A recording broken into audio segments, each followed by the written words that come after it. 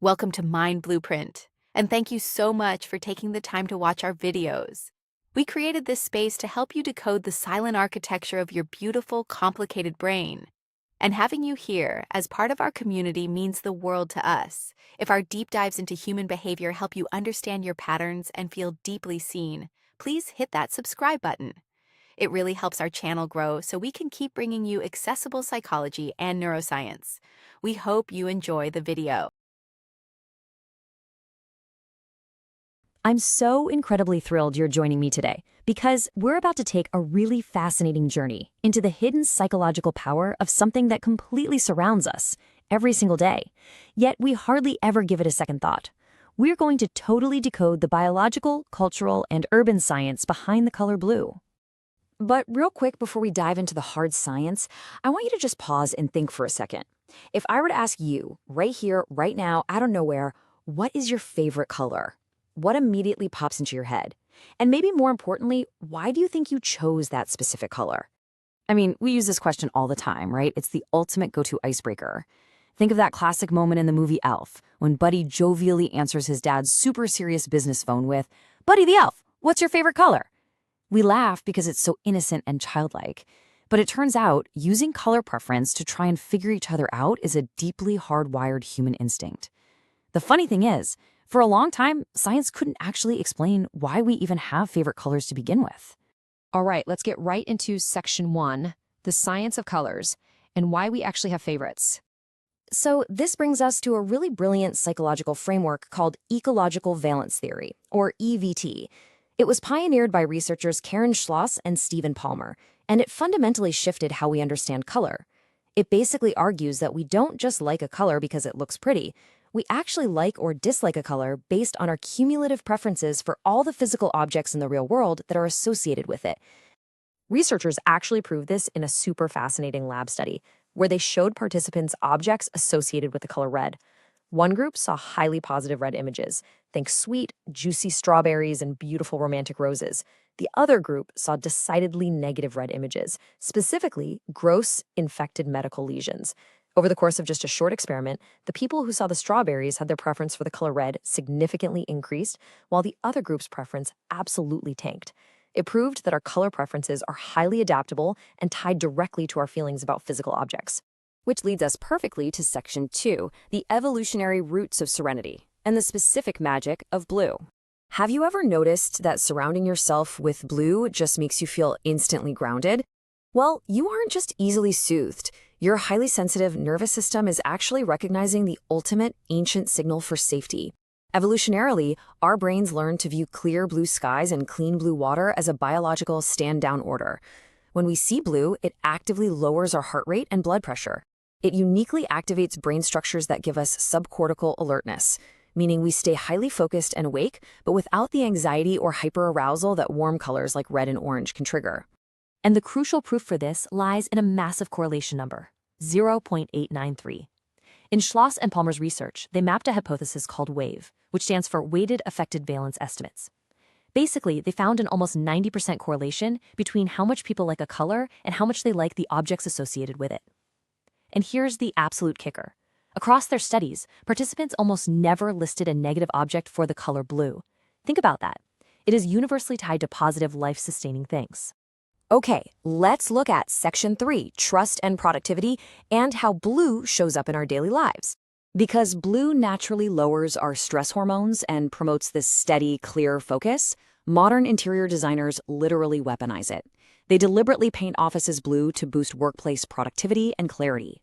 But it goes way beyond just focus. Blue also projects an undeniable sense of dependability. This is exactly why you see dark navy blue utilized so heavily in law enforcement uniforms or conservative corporate branding. It triggers that ancient hardwired feeling of safety, which translates directly into public trust and authority. Now, it's really interesting to see how this builds across different societies, because while the physiological calming effect of blue is universally biological, its symbolic meaning shifts dramatically depending on where you are in the world. In Western Europe and North America, it usually means trust and authority. But historically, in parts of Latin America, it's actually been associated with mourning. In India, it is deeply tied to truth, mercy, and the deity Krishna. And in ancient Egypt, it was quite literally the color of divinity and creation itself. Moving right along to Section 4, healing water, and what scientists call the power of blue space. Have you ever just stared at the sparkling surface of a river or the rolling waves of the ocean and felt your exhausted, overworked brain just exhale? Well, there's actually a scientific term for this. It's called attention restoration theory, or ART. It posits that the soft rhythmic stimuli of water, like the way sunlight dances on the ripples, captures our involuntary attention.